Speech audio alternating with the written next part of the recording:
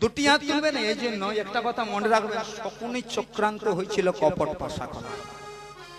আর সেই পাশা খেলাতে ধর্মরাজ যুধিষ্ঠির হয়ে গেল সর্বশান্ত।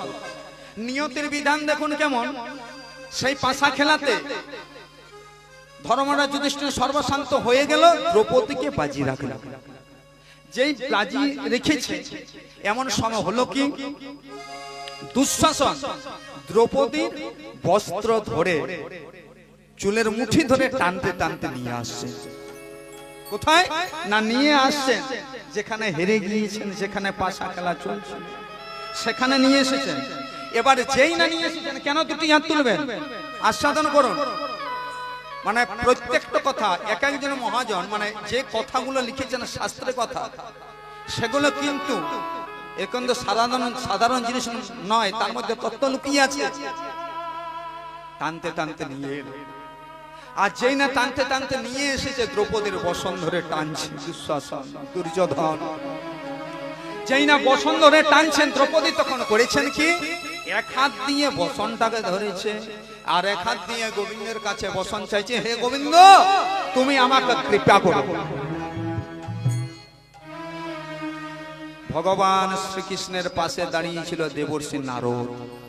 নারদ মনে বলে উঠল, প্রভু তোমার নাম বিপদবারী মধুসূদন, তুমি বিপদে মানুষকে উদ্ধার করো, বিপদ থেকে রক্ষা করো। তো তোমারই তো ভক্ত দ্রৌপদী, আজ তোমার নাম ধরে ডাকছে, তুমি ওকে কৃপা করো।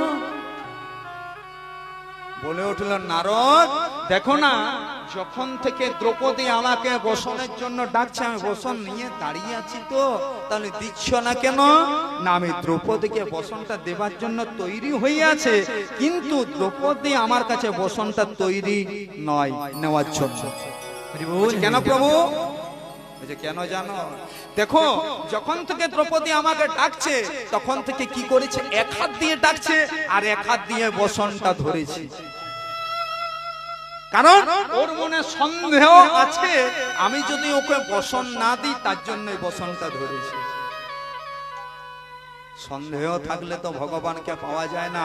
হয় আপনি সন্দেহ করেই চলুন, না হয় একেবারে বিশ্বাসটা ভগবানের উপর রেখে দিন, তবেই ভগবানের কৃপা হবে। তাই দ্রৌপদী এক হাত দিয়ে ডাকছে, আমি ওকে কৃপা করবো না, ওর মনে সন্দেহ আছে, আমি যদি বসন না দিই। কিন্তু দ্রৌপদী কি পারে দুঃশাসনের সঙ্গে? যেই না সোজর বসন টেনেছে, দ্রৌপদী দেখলো আর কিচ্ছু করার উপায় নেই।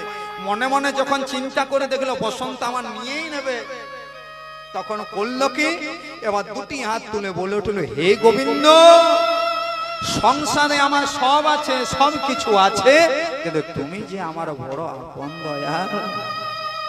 তাই দ্রৌপদী যেই না দুটি হাত তুলে ভগবানকে ডেকেছেন, এমন সময় ভগবান শ্রীকৃষ্ণ নারদকে বলছেন, নারদ আমার দিকে তাকাও, ওই দেখো দ্রৌপদী দুটো হাত তুলে আমাকে ডেকেছে। এত বসন দিল যে বসন টেনে টেনে ক্লান্ত হয়ে গেল। তাহলে দ্রৌপদীর মতো ভক্ত যতক্ষণ না দুটি হাত না তুললো, গোবিন্দ কৃপা করলেন গো? করলেন না। তো তেমনি আমরাও যদি দুটি হাত তুলে গোবিন্দকে না ডাকতে পারে, গোবিন্দ আমাদের কৃপা করবেন? করবেন না। তা